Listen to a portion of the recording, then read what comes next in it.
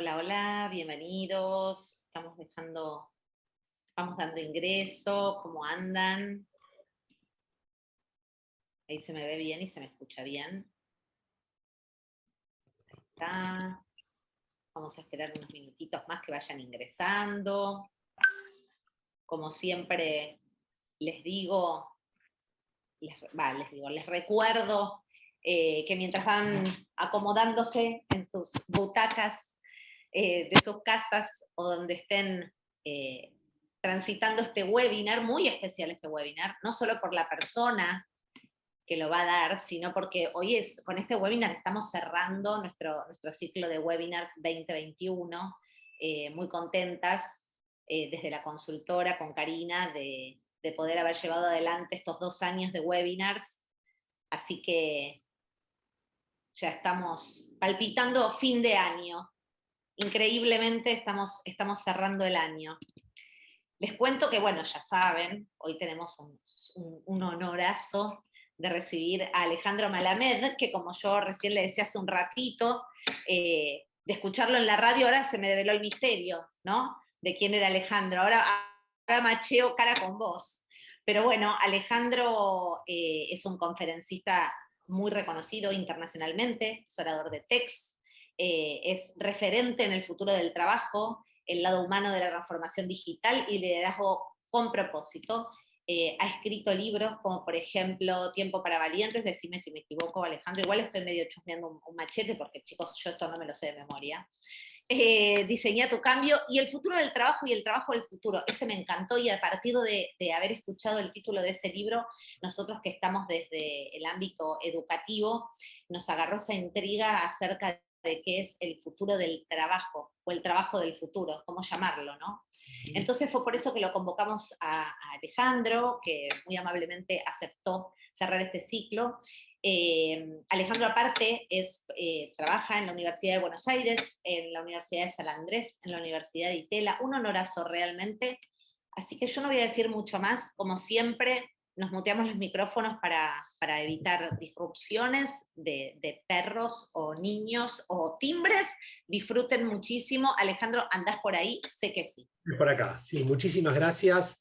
La verdad que para mí un honor, un privilegio. Yo voy a decir que para mí hablar en un ambiente escolar o educativo es muy importante por 2 factores, por lo menos. El primero es para aquellos que no hablan hebreo, que me imagino que tal vez sea la mayoría. Mi apellido en hebreo significa maestro.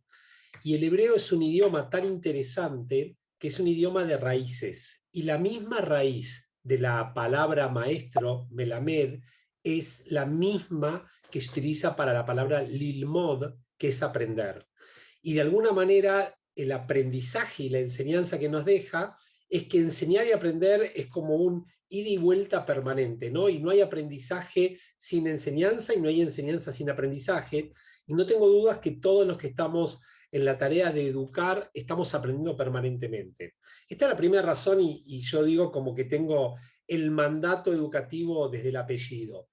Ahora, en segunda instancia, yo les comento que desde hace muchos años también parte de mi tarea es educar y el primer trabajo, entre comillas, rentado que tuve fue de maestro de aula con guardapolvo blanco. Los primeros 2 años de la facultad, año 84 y 85, trabajé de maestro de hebreo justamente durante 2 años y la verdad que fue para mí como una especie de base filosófica y también como una especie de forma de encarar la vida, les diría, ¿no? Cuando uno está en contacto directo con el educando, de alguna manera va entendiendo ese vínculo tan especial que se genera. Así que para mí todo lo que sea educación realmente es algo sumamente atractivo y he trabajado después en un par de años también en escuela secundaria y hace más de 30 que enseño en las universidades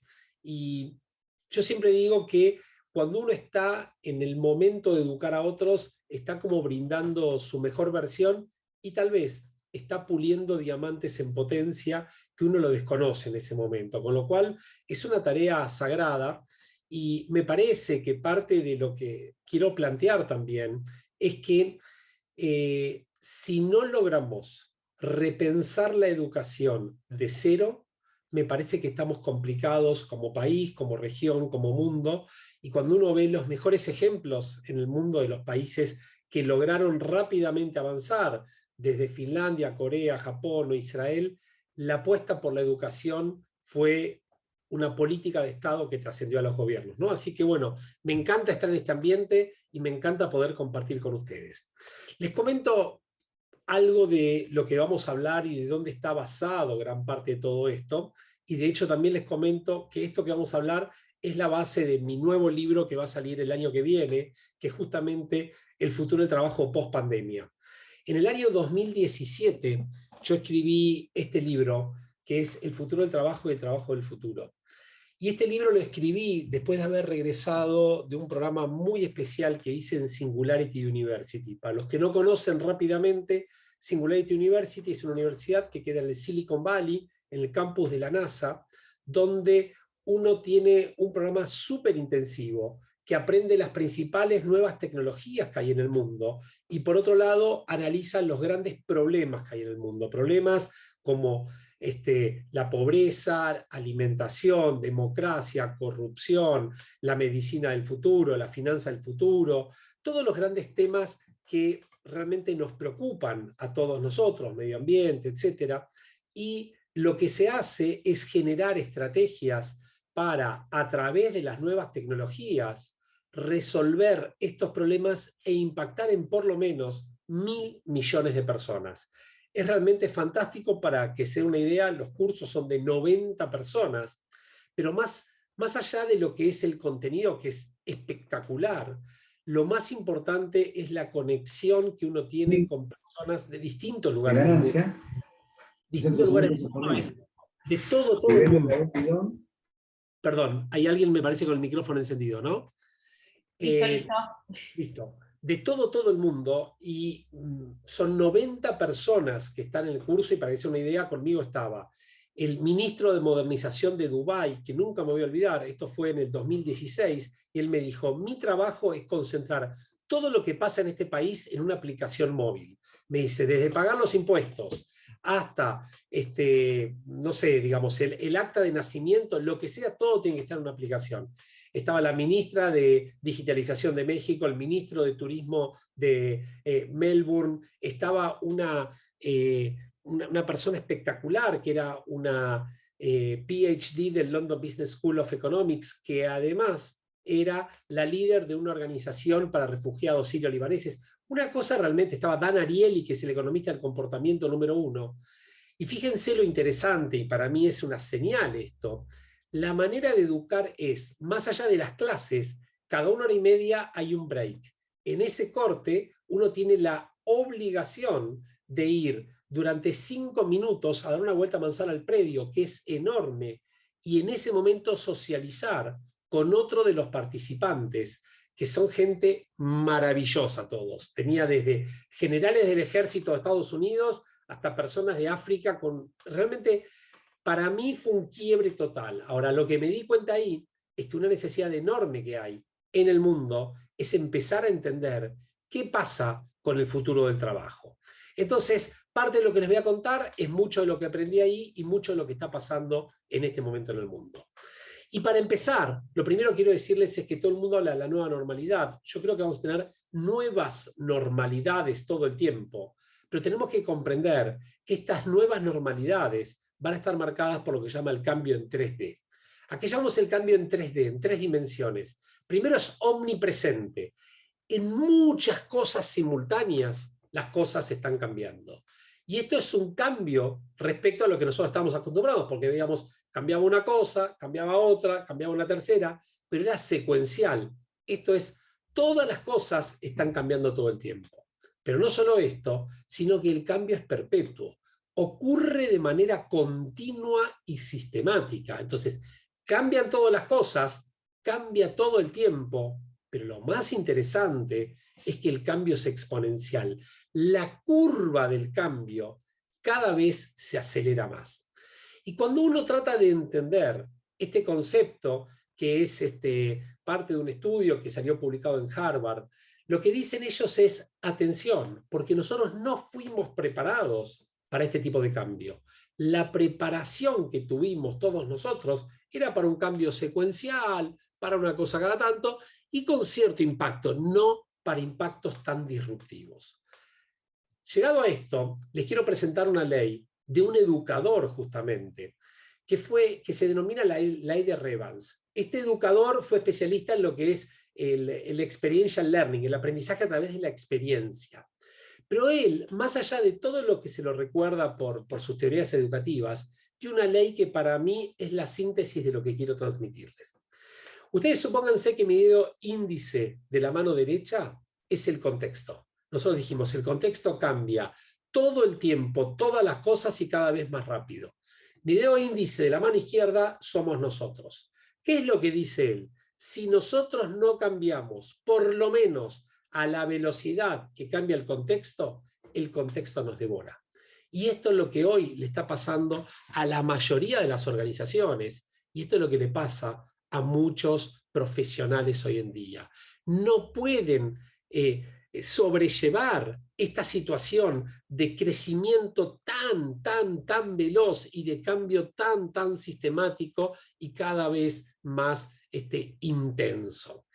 Entonces, la imagen que quiero darles es como si estuviéramos en una máquina de correr y la cinta corre cada vez más rápido y nosotros tenemos que correr para estar en el mismo lugar a la misma velocidad que corre la cinta. Dicho esto, lo que tenemos que entender es que hay una nueva moneda. Y la nueva moneda no es el Bitcoin, la nueva moneda es la velocidad. ¿De qué manera nosotros trabajamos para acelerar los tiempos y distinguir la velocidad del apresuramiento?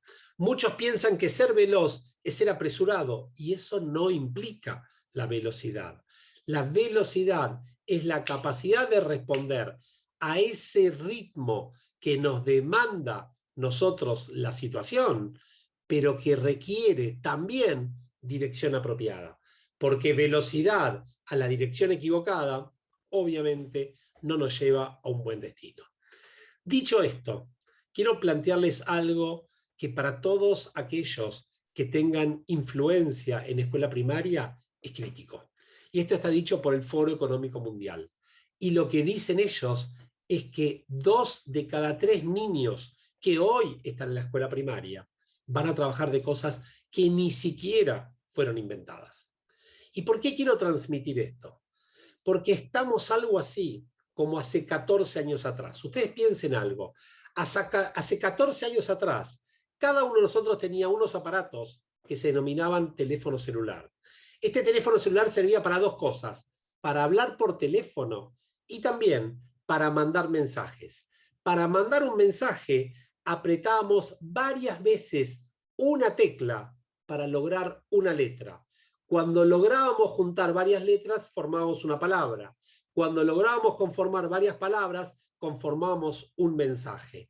Ese mensaje lo enviábamos, nos demoraba bastante tiempo. Los niños de ese momento eran más veloces que nosotros para digitar cada una de las teclas. Y ese mensaje nos lo cobraban. Hace 14 años, ninguno de nosotros hubiera pensado que un teléfono podía hacer las 500.000 cosas que hace hoy un teléfono. Desde leer el diario, pagar las cuentas de los bancos, o comunicarnos con otro, pero de manera gratuita, con imagen, con voz, a cualquier lugar del mundo, en cualquier momento. Entonces, estamos en este momento en una situación que le diría: no sabemos lo que no sabemos respecto a lo que viene. Entonces, estamos educando a un montón de niños para hacer cosas que no tenemos idea qué van a utilizar de todo esto. Vuelvo a reiterar, la velocidad es la nueva moneda de los negocios. Pero quiero abundar en algo que lo manifiesta Yuval Noah Harari. No sé cuántos de ustedes han leído a Yuval Noah Harari, pero es tal vez de los filósofos, podríamos decir. Él es historiador en realidad de la Universidad Hebrea de Jerusalén, pero es uno de las personas que más está influenciando en el pensamiento de todo el mundo. Sus libros Homo Sapiens de 2011-2012, Homo Deus, el último, 21 lecciones del siglo XXI, son algo así como una guía de lo que estamos viviendo, entendiendo de dónde venimos. Y él dice algo que a mí me impactó mucho. Desaparecen dos cosas. Desaparece, por un lado, un trabajo de por vida, pero también desaparece una profesión de por vida. ¿Qué significa esto? Ustedes piensen, la mayoría de nosotros, cuando teníamos 16, 17 o 18 años, decidíamos una carrera, estudiábamos 4 o 5 años y considerábamos que con esa carrera íbamos a trabajar durante toda la vida. Y esto es lo que la mayoría de nosotros tenía como modelo mental. Por eso invertíamos toda esa energía en ese periodo de nuestra vida. Sin embargo, dice él, todos nosotros tendremos que ser lo que se denominan long life learners, estudiantes y aprendices de por vida. ¿Por qué? Porque tendremos varias profesiones. Y no solo esto, muchos de nosotros, cuando nos formamos, decíamos, bueno, entro a trabajar en tal lugar y voy a trabajar ahí para toda la vida. Experiencia personal. Mi primer trabajo en el mundo corporativo, estando en 5º año de la universidad, que un profesor me llevó a trabajar con él, de la Universidad Pública, la Universidad de Buenos Aires, fue en Arthur Andersen. El primer día que entré en Arthur Andersen, estando aún en la universidad, me acuerdo como hoy, 1 de marzo de 1988, nos llevan a todo el grupo que entramos y dijeron, todos ustedes van a trabajar acá hasta jubilarse. Y el que no trabaje acá es porque nosotros vamos a decidir que no trabaje acá. Por suerte, al 8º año de trabajar ahí, yo decidí irme, porque hoy Arthur Andersen no existe más, después del famoso caso Enron y el caso ético que tuvo. Pero, ¿por qué les digo esto? Porque cambió la lógica, cambió la forma de pensar. En su momento era, entras a trabajar a la ESO, o entras a trabajar a SECUA, o entras a trabajar en la universidad, tal lugar. Bueno, no sabemos, porque además hay otro factor, que no es menor. La expectativa de vida se incrementó. Punto número 1, y mucho. Y en segunda instancia, los sistemas de jubilación y pensión van a explotar por los aires. Entonces, todos nosotros viviremos muchos más años, pero tendremos que trabajar muchos más años. Y desde ya tendremos a lo largo de nuestra vida varias profesiones, como muy posiblemente así será cada uno de los alumnos de sus instituciones. A ver, para poner en números claros, y vieron que hoy estamos en la era de los datos, y es fundamental. En el mundo hay aproximadamente 3.000 millones de personas trabajando. 1 de cada 3 de estos trabajos se va a transformar a partir de la tecnología en los próximos 10 años. Y esto es muy impactante porque tendremos que recapacitar a más de 1.000 millones de personas en todo el mundo. Vamos a hablar de algo más cercano. Estamos hablando ahora para el año 2025, es decir, son más o menos 220 semanas, un poquito menos de 220 semanas. Se van a eliminar del mundo 85 millones de puestos laborales. A ver si entendemos bien. Son 85 millones de proyectos, 2 Argentinas enteras. Son 85 millones de familias que van a quedar impactadas. Son 85 millones de oportunidades. Ustedes dirán a este momento, pero ¿para qué me lo trajeron? Me lo trajeron para dar todas malas noticias, me lo trajeron para traer mala onda. Digamos, estamos a fin de año, estamos con la angustia de lo que nos está generando ahora el fin de año. Lo único que trae malas noticias, vamos a dar vuelta a la página, vamos a ver alguna buena noticia. Así como se destruyen 85 millones de puestos laborales, se van a generar 97 millones de oportunidades.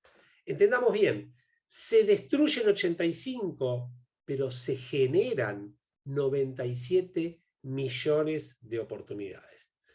¿Qué implica esto? Y mi origen de contador, obviamente acá lo demuestro, no es tan difícil.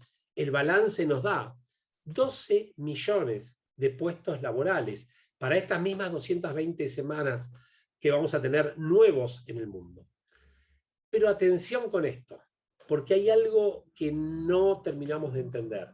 Las 85 millones de personas que quedan marginadas del mundo laboral no están preparadas para absorber estas 97 millones de posiciones. Entonces hoy se da una paradoja, y la paradoja es que las personas que quedan marginadas cada vez van a estar más marginadas, las personas que tienen oportunidades cada vez más oportunidades. Entonces hoy en el mundo vivimos dos fenómenos simultáneos. Por un lado, la cantidad de personas que empiezan a perder sus trabajos por decisiones empresarias, porque esas personas ya no tienen más función. Por otro lado, lo que se denomina la gran renuncia. Hay mucha gente que no quiere trabajar más en las condiciones que trabajaba previamente. Pero por otro lado, lo que se da es que la mayoría de las empresas tienen lo que se denominan open positions. Son las posiciones que están abiertas y no consiguen candidatos en el mercado. Digamos, para hablar sobre concreto, en nuestro país en este momento tenemos más de 15.000 posiciones en déficit para trabajos de tecnología. Obviamente que hay proyectos buenísimos que están tratando de frenar este fenómeno y de brindar una respuesta. Les sugiero que exploren sobre un proyecto que se llama Henry, que es espectacular, donde durante 6 meses se capacita a la persona sin pagar un peso y se le da todas las herramientas para al mes sexto conseguir trabajo de manera automática. Ellos se encargan de conseguir el trabajo y recién se paga el programa de 6 meses cuando uno consigue trabajo. Dato no menor, Henry acaba, pero recién, este mes, acaba de darle el título de las personas que se recibieron a una persona de 68, una de 63 y una de 61. Es decir, no hay límite de edad para lo que podemos hacer y las oportunidades son enormes.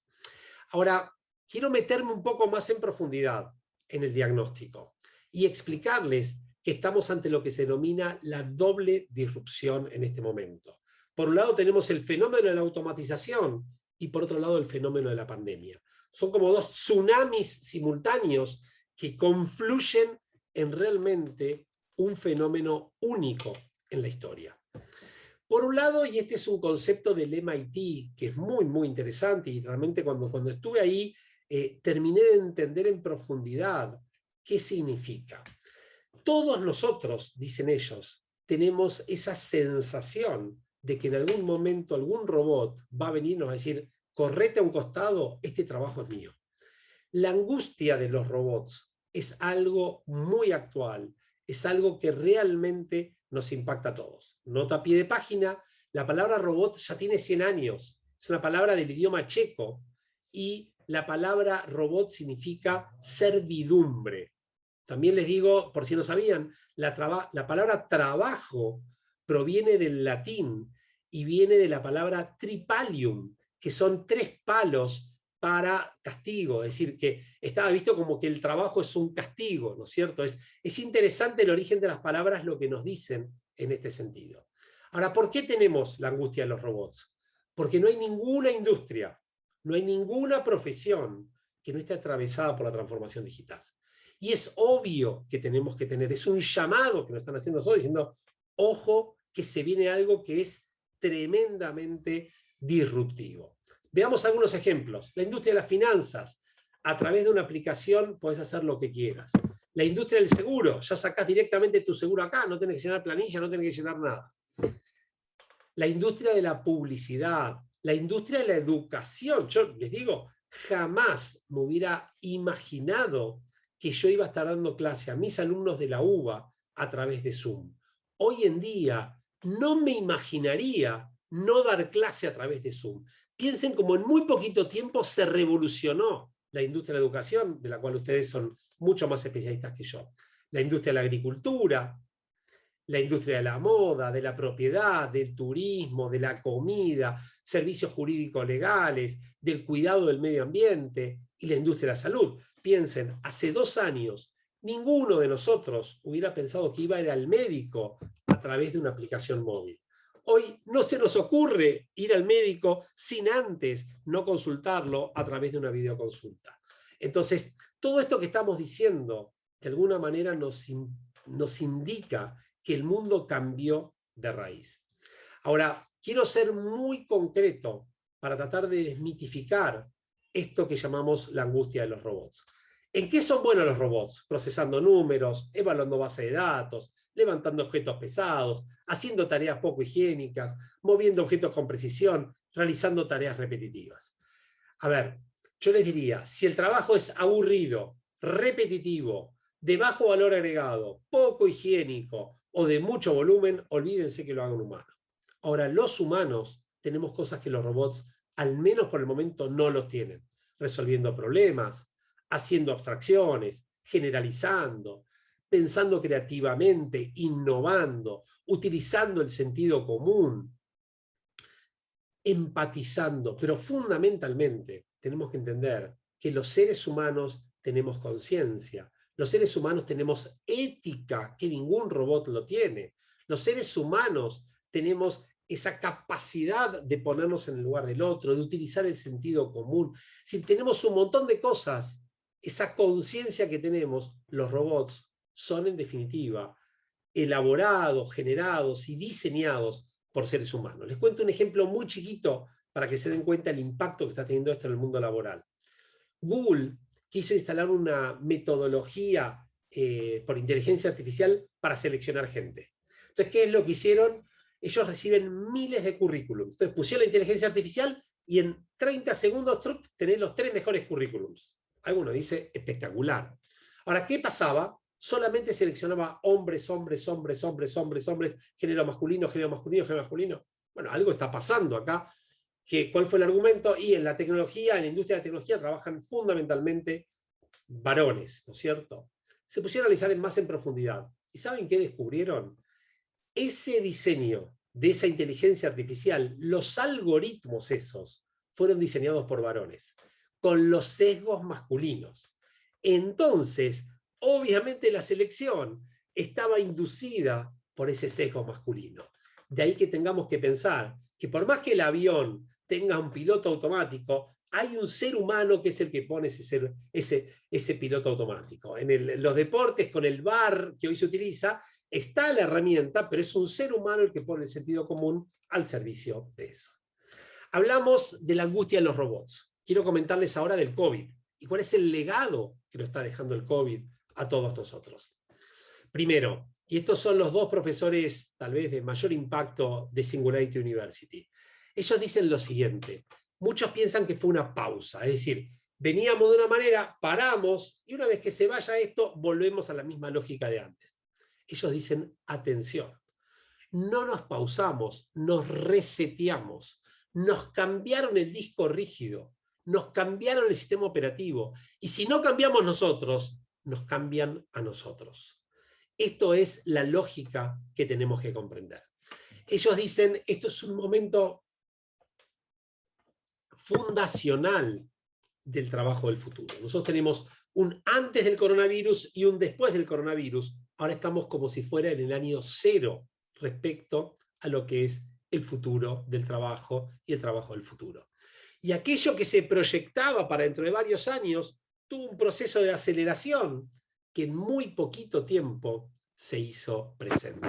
Y esto es lo apasionante de los tiempos que estamos viviendo nosotros ahora. Un dato: más de la mitad de las personas que trabajan en el mundo están preocupados por perder su fuente laboral en este momento. Hasta tal punto nos está impactando, y no solo por la tecnología, sino por el cambio de raíz en todas las industrias, en todas las profesiones. Entonces quiero presentarles las transformaciones que hay en el mundo del trabajo a partir del coronavirus en 3 planos diferentes, para que podamos entender cómo esas transformaciones nos están impactando a todos nosotros. El primer plano que les quiero presentar son los trabajadores, el segundo son los lugares de trabajo, el tercero son las estructuras y las dinámicas laborales. Empecemos por las personas, empecemos por el quiénes, ¿correcto? Lo primero que tenemos que comprender es que hay una ola que todavía no la estamos considerando, que es la ola de salud mental y emocional. ¿Qué significa esto? Todo el mundo piensa que hay una primera ola del coronavirus, una segunda ola, pero la realidad es que ninguna de las personas que está en el mundo laboral fue preparado para poder trabajar de esta manera. Esto es una imposición que tuvimos. Cuento un dato concreto. Hicimos un estudio sobre 28.000 personas de unas empresas más importantes de tecnología en toda Latinoamérica, junto con INECO, que es el Instituto de Facundo Manes. Hicimos trabajo conjunto, que fue algo espectacular. El año pasado eran 14.000 las que analizamos, este año 28.000 personas. Más de la mitad de los colaboradores de esta empresa están con niveles altos de ansiedad y de depresión. ¿Qué significa esto? Significa que evidentemente nuestra mente no estaba preparado para enfrentar una situación como la que enfrentamos. Y la respuesta de nuestra mente en este sentido no es inmediata, sino que tiene otros plazos para presentarse. Esto significa que todos nosotros tenemos que estar muy atentos a esta nueva ola de salud mental y emocional, porque estamos viviendo lo que se llama un roller coaster, una montaña rusa emocional cada día, cada uno de nosotros. Desde ya les digo que en el ámbito de la educación, dudo que muchos docentes hayan estado preparados para poder sobrellevar la actividad de esta manera. Los directivos, toda la comunidad educativa está altamente impactada. Y lo que antes era algo extraordinario, hablar de salud mental, era, ojo que me presenta una carpeta psiquiátrica a esta persona. Hoy en día la mayoría de las organizaciones están generando planes de contención de salud mental y emocional. Este es el primer impacto en las personas. El segundo impacto, que es muy interesante, las organizaciones se han dado cuenta que las personas que tuvieron la responsabilidad por generar las respuestas de lo que se denomina el Business Continuity Plan, es decir, los planes de continuidad del negocio, no fueron las personas con niveles jerárquicos más altos, sino que fueron las personas con las habilidades apropiadas. Entonces estamos en un momento donde más que valorizar los niveles jerárquicos, se está valorizando las personas que tienen las capacidades, las habilidades y las competencias requeridas para responder ante momentos tan complejos como lo que hemos vivido. Hablamos del quiénes, veamos del dónde, en el lugar, ¿no es cierto? ¿Qué es lo que está pasando con los lugares de trabajo? Primer punto, y acá quiero romper un mito también. Todo el mundo hablaba del home office. Yo quiero decirles a ustedes, lo que hicimos no fue home office, más allá de que haya habido decretos presidenciales en distintos lugares del mundo, etc. Home office es cuando hay una estrategia, una cultura, una infraestructura y un liderazgo para que la persona pueda trabajar en su casa. Nosotros lo que hicimos en todo el mundo, no solamente acá, fue de un día para otro, por un decreto, decir, todo el mundo va a trabajar a sus casas. Y la realidad es que nadie se puso a revisar si, en principio, tiene computadora en su casa. Segundo, tiene conexión a internet estable. Tercero, tiene un lugar físico para trabajar, tiene iluminación, tiene las herramientas que se requieren para trabajar apropiadamente. Entonces, lo que tuvimos nosotros fue un working from home. Como puede, bien así, lo atamos con alambre, trabaja de tu casa y como puedas, zafemos. Ahora, ¿hacia dónde vamos? Vamos a lo que se llama el working from anywhere. ¿Esto qué es? Trabajar desde cualquier lugar. Una persona que está de vacaciones en Jujuy, o en Costa Rica, o en Italia, o en Asia, puede trabajar tranquilamente de ahí, lo único que necesita es un dispositivo móvil o un dispositivo para poder trabajar y conectividad a internet. Tan solo con eso puede conectarse y puede trabajar.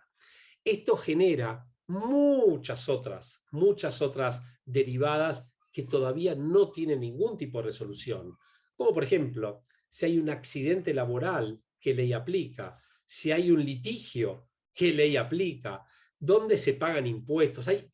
¿Dónde se paga, digamos, cargas sociales? Hay infinidad de aspectos que todavía no están resueltos, pero que en cualquier momento van a empezar a aflorar.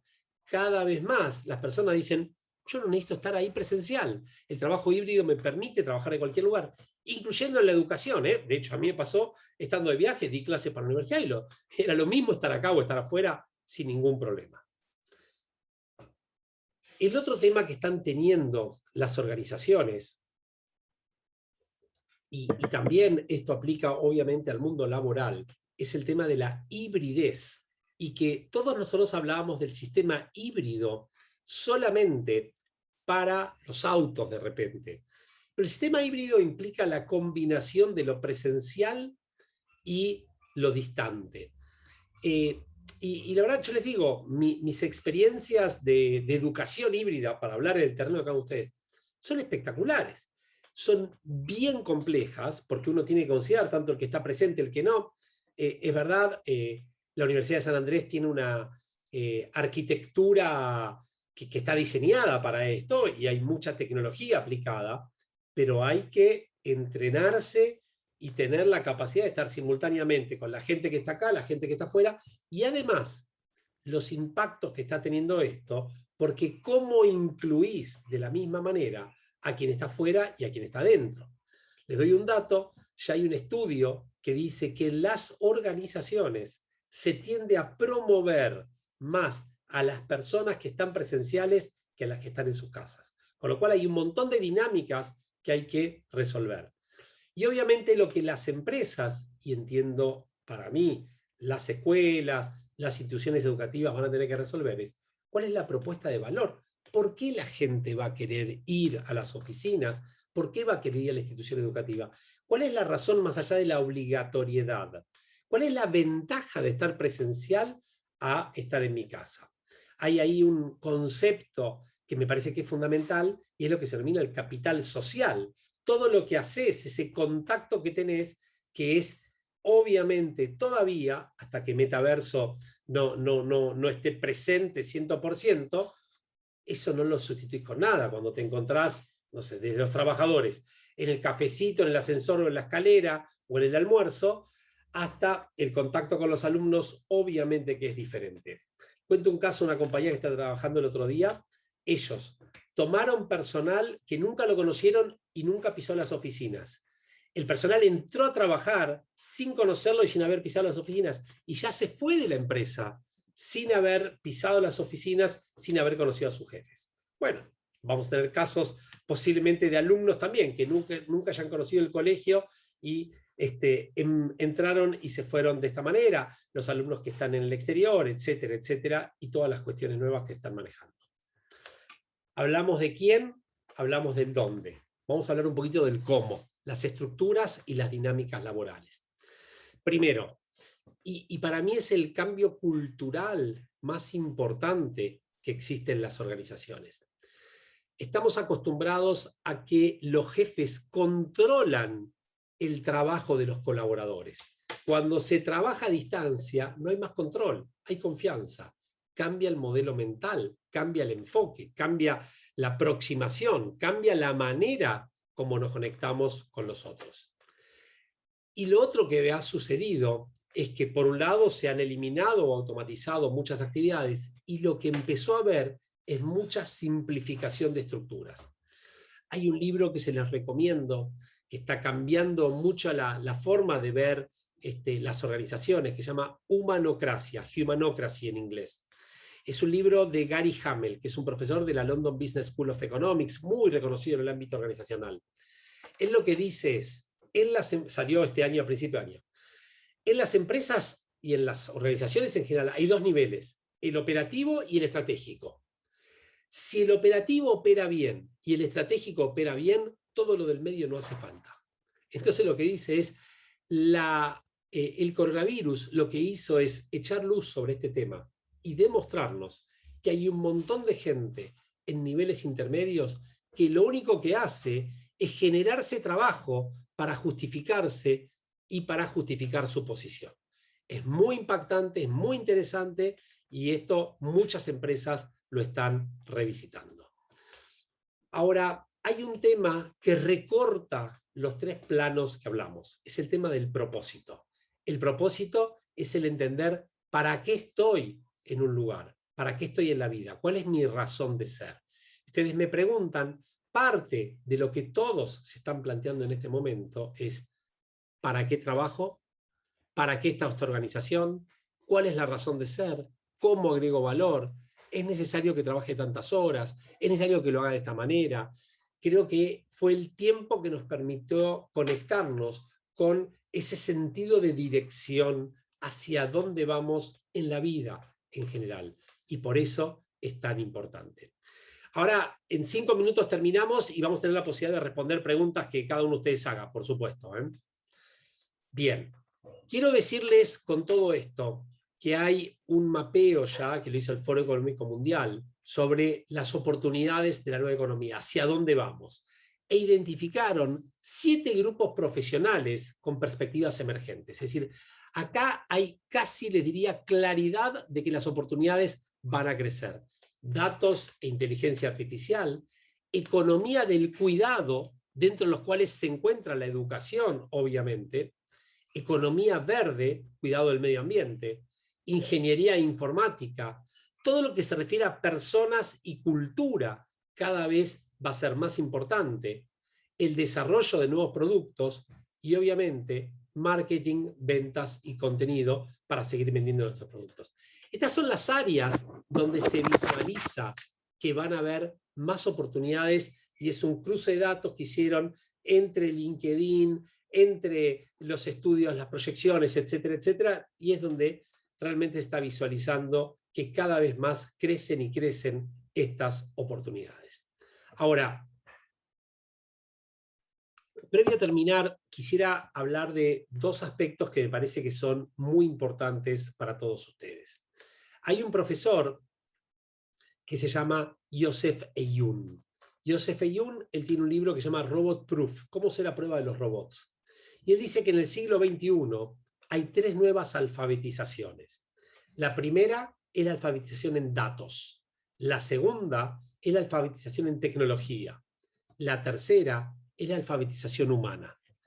Él lo que dice y sostiene que en general, él es presidente de la Northeastern University, una universidad muy importante de Estados Unidos, y un crack, lo conocí, también en el MIT, realmente el tipo es buenísimo, buenísimo.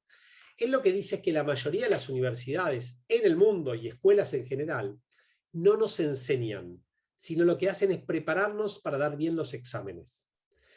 Y dice que hay un fenómeno muy particular, que si uno aprueba un examen, a la semana se olvida la mitad de las cosas que teóricamente había aprendido.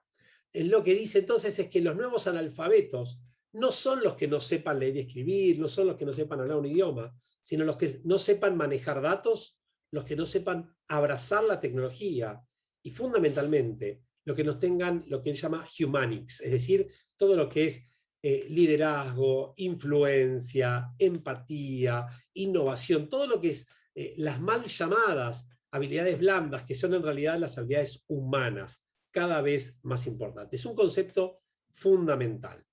Y hay 2 opciones que hoy se están dando en el mundo, están brindando en el mundo, para tratar de generar estos conocimientos, estas capacidades, habilidades y competencias en las personas. Una se denomina upskilling y la otra se llama reskilling. ¿De qué estamos hablando?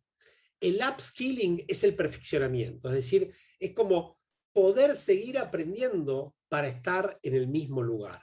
Es esa capacitación, esa optimización permanente que todos tenemos que tener para seguir estando en el mismo lugar. No es que para ir a otro lugar, sino para poder sostenernos en el lugar, tenemos que tener ese upskilling permanente. Y el reskilling, dicen, que es todavía mucho más importante, es el reciclaje profesional. Es ese recablearnos, es no sé, el peajista que lo único que hace todos los días es cobrar a personas y sabe que en cualquier momento todos los autos van a tener un tag y su trabajo no va a existir más y va a tener que trabajar otra cosa. Es el cajero del supermercado, es el cajero del banco y un montón de personas. Este reskilling es esa capacidad que tenemos que tener de tomar conciencia que lo que estamos haciendo no va más y tenemos que rápidamente aprender otras competencias porque si no quedamos fuera de mercado. Para cerrar, yo quisiera hablarles de la empleabilidad. ¿Cuál es la distinción entre el empleo y la empleabilidad? Empleo es tener trabajo. Empleabilidad es la habilidad de tener trabajo hoy, mañana, 3 años, 5 años, 10 años. Este es el tema del cual tenemos que ocuparnos cada vez más. ¿Cómo incrementamos la empleabilidad de las personas? Es decir, que las personas puedan seguir siendo empleables mediano plazo, largo plazo y permanentemente. Seguir haciéndolo así. ¿Cuál es la habilidad clave? Aprender a aprender. Hoy en día no importa el currículum, sino lo que importa es cuán rápido podés aprender, cuán veloz sos para aprender y aplicar rápidamente eso en tu actividad concreta. Sintetizando, el futuro del trabajo es para aquellos que puedan adaptarse una vez y otra vez y otra vez, porque esto no termina, esto otra vez lo vamos a tener que adaptar y otra vez y otra vez, y va a venir el próximo y el próximo desafío y el siguiente, bueno, todos tendremos que adaptarnos una vez, otra vez y otra vez.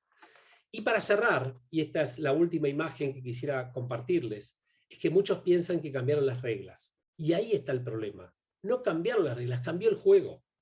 No es que podemos seguir, bueno, ahora con las mismas fichas juega otra cosa. No, ahora se juega con una paleta, no juegas más con eso. Entonces, como cambió el juego, nuevamente, si no cambiamos nosotros, nos cambian rápidamente. Y esto es lo que tenemos que entender. O cambiamos o nos cambian. La mejor noticia de todo esto es que más allá de todo lo que estamos hablando, la gran oportunidad, ¿dónde está? En cada uno de nosotros. En definitiva, esto es una invitación a hacernos protagonistas de la historia y poder encontrar las soluciones en cada uno de nuestros ámbitos y permanentemente estar abiertos al cambio. Cierro con esto, este era el tiempo que nos habíamos comprometido y ahora sí, lo más lindo, lo más divertido es dialogar y poder responder. No aseguro tener las respuestas, y bueno, hoy en día dice, ustedes saben que hay algo interesante, los mejores líderes hasta hace poco tiempo eran los que tenían todas las respuestas. Hoy en día son los que tienen las preguntas más potentes. Espero haber dejado más preguntas que respuestas para poder sí dialogar entre todos nosotros. Bueno, yo me quedé, tengo miles de preguntas que nos han dejado, un montonazo. La verdad que brillante, me quedaría horas escuchando. Una de las preguntas que ha surgido, mientras tanto les dejo en el chat, les dejo el link para descargarse el certificado. Una de las preguntas que había surgido en los cuestionarios que habíamos dejado era ¿qué iba a suceder, qué creías vos que iba a suceder con el trabajo docente? A ver, mi opinión es que, a ver, les voy a dar un ejemplo con la medicina y vamos a aplicarlo después a la educación, ¿no es cierto? Esto lo da la escuela de Harvard, que es muy interesante. Ellos dicen así, la capacidad de un médico de diagnosticar un tumor maligno es más o menos del 97,5%, es decir, de 100 veces, 97,5 las diagnostica ok, 2,5 veces puede tener un error, es el margen de error. Del mismo modo, la inteligencia artificial tiene un margen de error del 6,5%, es decir, 93,5% de las veces lo acierta y 6,5% no lo acierta. Médico más inteligencia artificial tiene un margen de error del 0,5%, es decir, 99,5% de las veces preciso, 0,5% no acierta. Ahora bien, ¿qué dicen ellos? ¿Cuál es el primer paso para curarte de cualquier enfermedad? Que el médico te apoye la mano en el hombro y te diga, estoy con vos, nos vamos a curar. ¿Qué significa esto? Hay una cuestión de la transferencia, de la conexión, de la humanidad que siempre está presente. Todos los estudios, todos, miren, voy a contar una nota a pie de página. Todos los años en uno de los cursos que doy en la facultad, en la UBA, son chicos que están por recibir de contador. Y les doy una clase que es el futuro del contador. Y les digo, el contador, como está hoy, desaparece. La liquidación de impuestos va a ser automática, los balances van a ser automáticos. No van a tener laburo ustedes, les digo así, excepto que se reciclen y excepto que aprendan de cuestiones medioambientales, de cuestiones de género, de cuestiones internacionales. Hay 800.000 cosas en las cuales van a trabajar los contadores. Pero atención, aquel de ustedes que quiera trabajar como docente, trabajo de docente va a haber siempre. No solo, sino que hay una proyección, es muy interesante, hay una página donde pone el trabajo que quiera y posibilidad de ser automatizado, ¿no? El trabajo docente tiene una mínima probabilidad de ser automatizado, porque hay una cuestión de la conexión humana que es irreemplazable. Ahora bien, lo que sí vamos a tener que hacer, todo lo que estamos en la docencia, es actualizarnos permanentemente, porque lo que sucede hoy es que los alumnos saben mucho más que el docente. Entonces, en lugar del rol tradicional del docente, es el docente como el facilitador del proceso de aprendizaje del alumno. Entonces, cambia el rol, cambia la naturaleza, pero trabajo es insustituible. Y además, yo les digo más, para mí cada vez va a haber más trabajo de docentes, porque todos vamos a tener que aprender distintas cosas a lo largo de toda la vida. Entonces, el docente va a poder trabajar con todas las edades, y no solo esto, para mí parte de la revolución, y es tal vez casi un deseo que tengo, es que el docente va a ser mucho más jerarquizado en la sociedad. Me parece que eso es lo que tiene que llegar, y esto, como les decía, pasa en Finlandia, pasa en Corea, pasa en Singapur, pasa en Japón, pasa en Israel, ¿no? El docente tiene un lugar en la sociedad que es mucho más respetado, mucho mejor remunerado y mucho más prestigiante y prestigioso. Eso es lo que queríamos escuchar, digo. Teníamos miedo de la respuesta, me parece. No, no. Así que, chicos, ya está, podemos relajar, seguimos por otra pregunta. Preguntas tengo tantas y son todas súper interesantes, porque realmente son súper interesantes.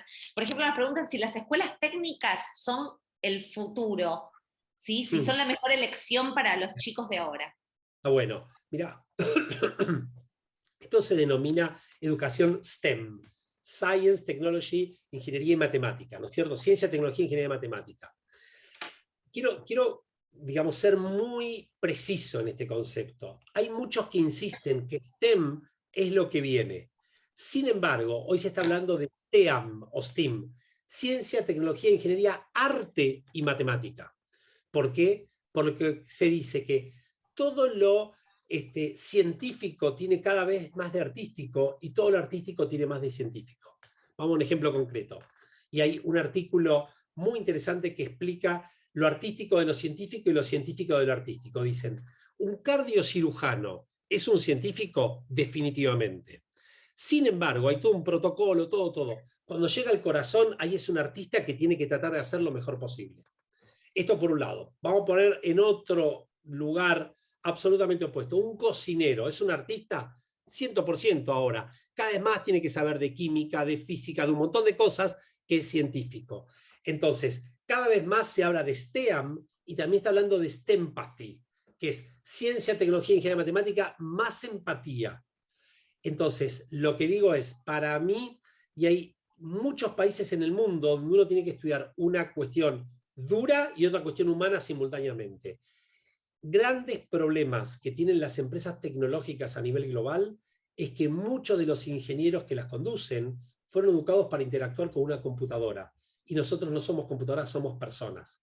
Entonces, cuando llegan a puestos de liderazgo, tienen serios problemas. Entonces, si ustedes me preguntan, lo mejor es la combinación entre lo artístico y lo científico, cada vez más, y desarrollar. Sé que tuvieron una sesión con Stani, con mi amigo Stani Bajraj, el lado izquierdo y el lado derecho del cerebro, ¿no? Digamos, es fundamental. Mientras tanto nos preguntan también por el chat, ¿cuál es tu último libro? El próximo libro es El nuevo futuro del trabajo. Digamos, todos los aprendizajes que estamos tomando ahora, y la verdad que, ¿saben cuál es el problema? Que todos los días sale nuevo material, es decir, es como que uno piensa que ya llegó a lo último y ya salen nuevos estudios y nuevos estudios y nuevos estudios, ¿no? El libro, el último en realidad publicado, que fue a fin del año pasado, es Tiempos para Valientes. Este es un libro donde lo que hicimos fue analizar cuáles fueron las respuestas de los principales líderes del mundo ante este periodo que atravesamos, ¿no? Entonces es un libro más que nada de agilidad, de liderazgo, de trabajo en equipo, de ver cómo se respondieron, cómo respondieron estas organizaciones, y también con los testimonios de personas que fueron realmente valientes en su vida. Les doy una breve síntesis de esto, de dos ideas que para mí fue el principal hallazgo. La palabra valentía viene de la palabra valores. Entonces, el actuar con valentía es actuar desde los valores más profundos. Y la palabra coraje viene de cor, que es corazón. Entonces, cuando uno actúa desde el corazón y con los valores más profundos, el éxito está asegurado, independientemente de los resultados que uno logre.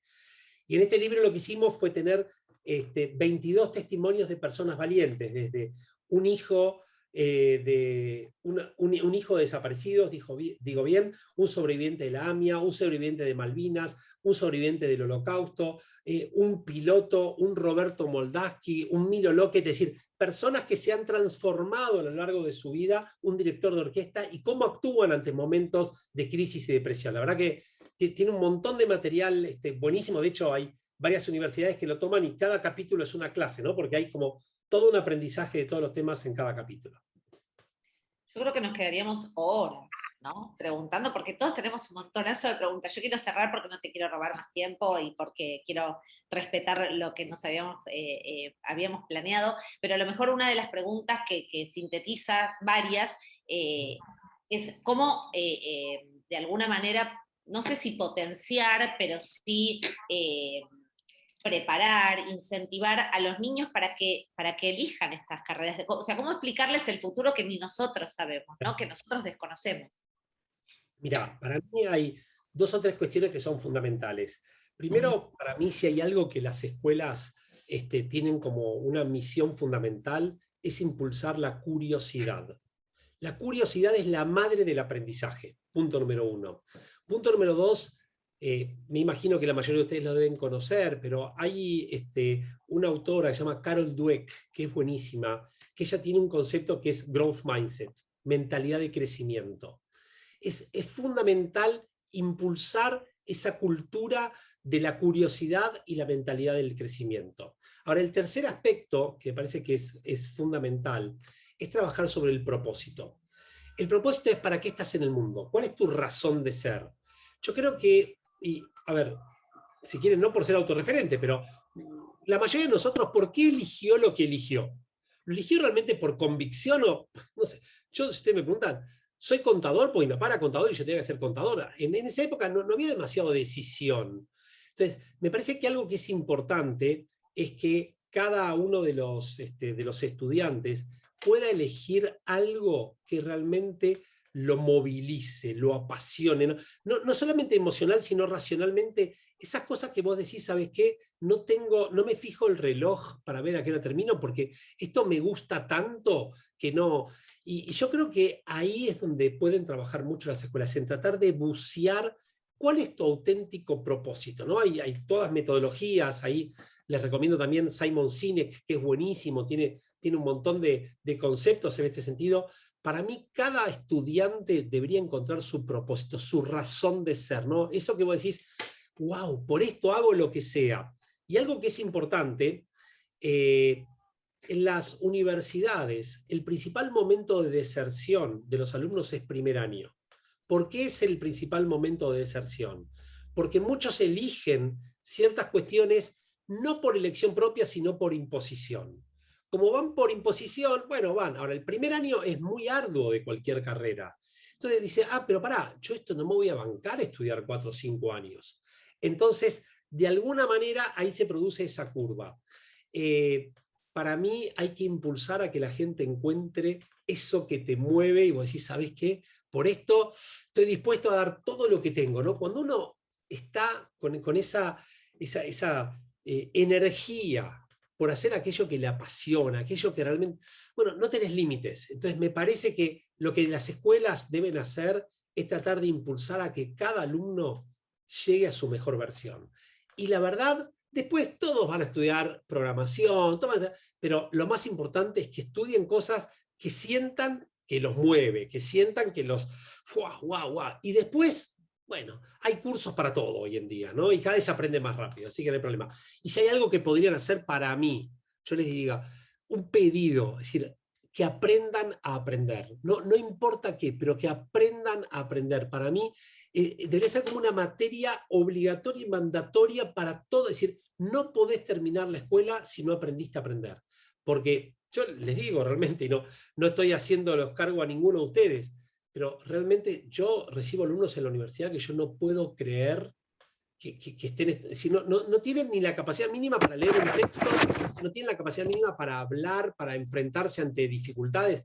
Es realmente muy triste ver cómo llegan algunos, ¿no? Y entonces el trabajo es triple que uno tiene que hacer ahí porque tiene que darle contenido, tiene que darle forma. Para mí, más que contenido, lo que importa es metodología, metodología, metodología, y después el contenido se...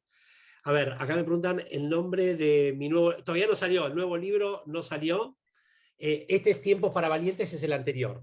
Este es el último, mejor dicho. Este es el que está... El otro está todavía en fase de escritura. ¿Mm? Ay, yo me quedaría horas, pero no, basta, no vamos a poder. Encantadísimas estamos Un todos placer, de por favor. escucharte, te agradecemos un montonazo Un el placer. tiempo que nos has dado.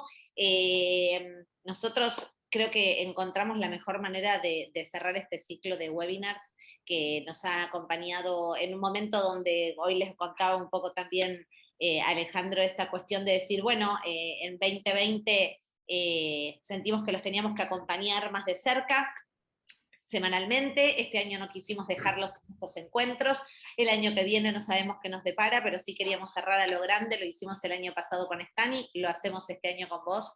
Así que un honor, un placer. Me pondría a estudiar algo donde des cátedra, mirá, porque realmente es un placer escucharte. Bueno, un gusto, un gusto. Y bueno, ojalá que tengamos años mejores y que todo esto nos sirva como un gran aprendizaje. Miren, una última cosa les digo. Hay un autor espectacular, es el número 1 en felicidad del mundo. Se llama Tal Ben Shahar. Tal Ben Shahar, que en hebreo significa rocío del amanecer, ¿no es cierto? Y él tiene un concepto que habla de los hermosos enemigos. Él lo que dice es, los hermosos enemigos son esas situaciones o esas personas que mientras los pasás decís, uy, no te puedo creer, pero a largo plazo agradeces haberlos transitado. Ojalá que todo esto se transforme en un hermoso enemigo y todos dentro de algún tiempo vamos a decir, ¿sabes qué? Nunca aprendí, nunca crecí, nunca me desarrollé y por suerte, más allá de todo lo que perdimos, ganamos un montón con esto. Así que ojalá que así sea. Gracias, gracias totales, Un gracias placer. Alejandro, gracias a todos. Les deseamos lo mejor, un hermoso cierre de 2021. Pudimos terminar con este año también, así que nuestros mejores deseos y como siempre estamos a disposición. La charla va a estar subida en @rockconsultora en nuestro canal de YouTube. Nos vemos siempre, gracias a todos. Chau, chau, que les vaya muy bien. Chau, chau. Gracias.